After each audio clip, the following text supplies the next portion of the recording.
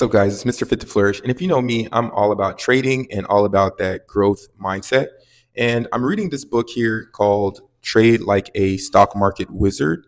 And it's by Mark Minervini. So I like to learn about trading from the best traders in the world. And Mark Minervini is a uh, multiple time US investing champion.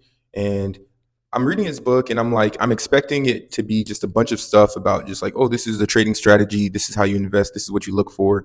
But the first 30 pages is literally about mindset.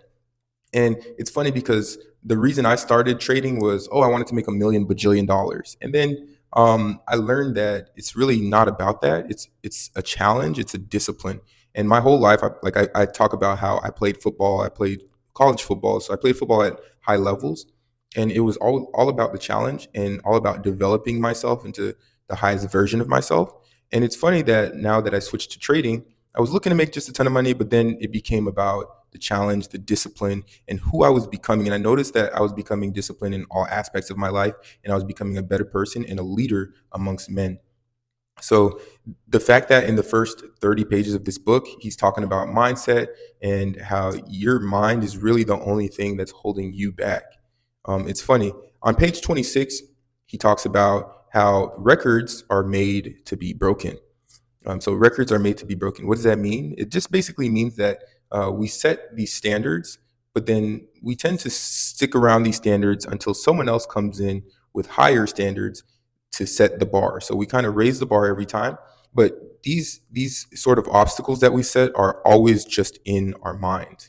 And you can kind of look at that. I'm a pharmacist, so we look at that in studies as like the placebo effect a lot of the time. So like we will have head-to-head trials with drugs, and there will be a drug that they say is going to lower your blood pressure. Okay, and then someone gets the real drug, someone gets the placebo. Both of them get lower blood pressure. So it really shows you that everything, a lot of what we perceive in this 3D reality is really just going on in our minds. So on page 26 in the book, it talks about how the 4 minute mile was this big deal, right? So I ran track as well. And if you run, you know how hard it is to get less than a 5 minute mile, less rather even a 4 minute mile, like freaking hard. Okay. You got to train. So for many years, it was widely believed to be impossible for a human to run a mile, so 1,609 meters in under 4 minutes. In fact, for many years, the thinking was that the 4 minute mile was a physical barrier that no human could break without causing significant damage to the runner's health.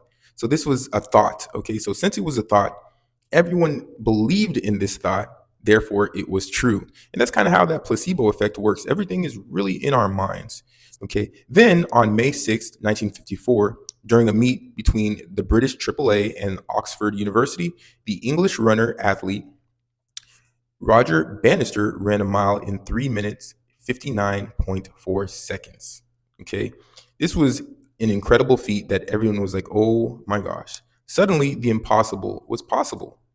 So, 56 days after Bannister broke through the 4 minute barrier, the Australian champion runner, John Landy, ran a mile in 3 minutes and 57.9 seconds in Finland. So, what happened here? Was it really that for 2,000 years, nobody could run less than 4 minutes? Or was it really the idea that for 2,000 years, an idea that you cannot run under 4 minutes because it will damage your health?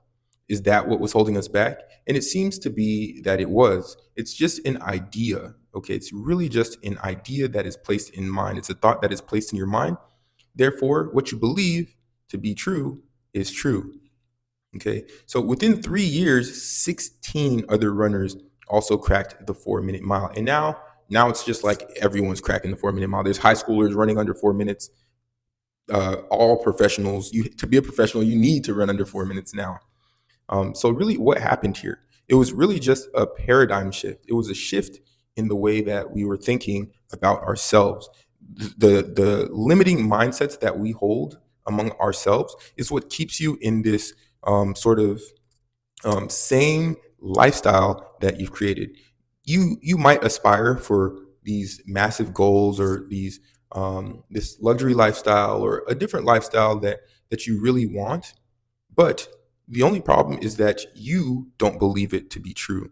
So once you believe it to be true, then everything will happen. And what I tell people a lot of the time is you may need to just change your environment.